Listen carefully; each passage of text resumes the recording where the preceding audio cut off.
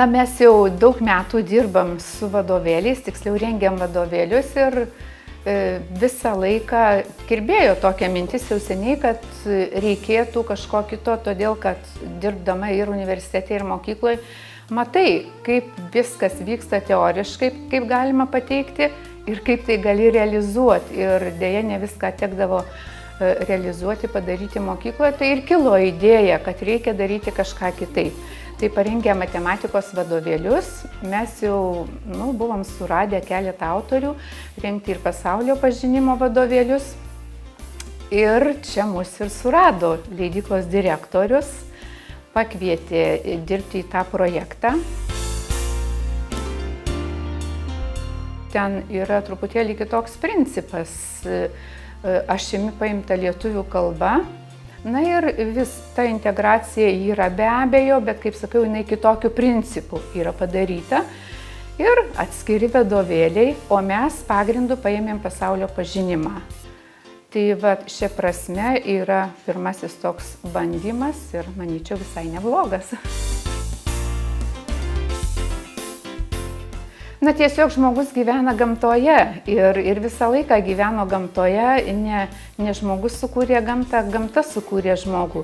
Ir visą laiką stebėdamas gamtą, lygindamas, ieškodamas vienokių kitokių priežasčių, žmogus, aišku, atrado tam tikras tiesas, pamatė sąryšius, priežastis ir taip toliau.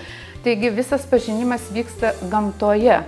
Ir ugdymas, aišku, jis irgi negali būti atsietas nuo gamtos. Vaikas pažįsta gamtą, vadinasi, mes turime suteikti visapusiškų žinių, kad vienoje ar kitoje srityje jis gautų pilną vaizdą. Juk kasdieninėje veikloje pasaulio pažinimas nevyksta 2 dienas per savaitę, sakykim, kaip mokykloje. Jis vyksta nuolat.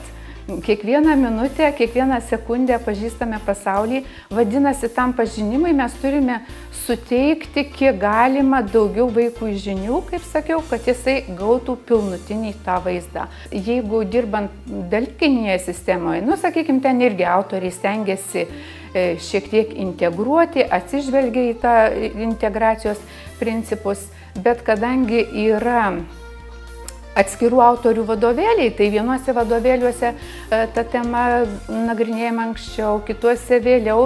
Ir be abejo, vaikui susieti viską į vieną visumą yra žymiai sunkiau. Tie dalykai ir primirštami ir to pilnutinio vaizdo be abejo jisai negauna. Pirmiausia, pasižiūri pasaulio pažinimo temas ir tada galvoji, kokių matematinių žinių, gebėjimų vaikui prireiks gvildenant šitas temas. Pirmiausia, šiuo principu įsidėlioji, ko reikėtų, kokių matematinių temų reikėtų mokyti. Na, o paskui be abejo atsižvelgi ir į paties dalyko dėstymo principus. Tai be abejo orientuojas pirmiausia į vaizdumą ir supratimą, loginį mąstymą. Juk netiek svarbu suteikti vaikui žinių. Tų žinių srautas dabar jisai didėja ir tų žinių galima rasti bet kur. Svarbu yra, kad gebėtum tas žinias panaudoti ir svarbiausia, kad mąstymas būtų ugdymas. Nes gali turėti žinių, bet nemoki mąstyti ir nežinosi, kur tas žinias padėti.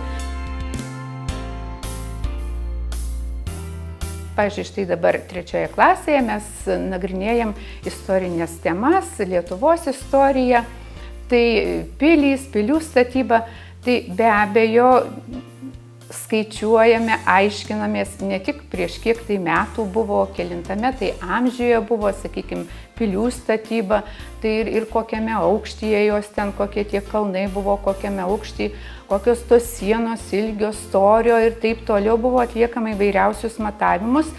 Taip eilinėje, sakykime, pasaulio pažinimo pamokoje tiek žinių vaikai tokio vaizdinio nesusidarytų, bet kai kiekvieno dalyko pamokoje jie gauna kažką tai papildomai, tai ta tema be abejo plačiau yra suvokiama.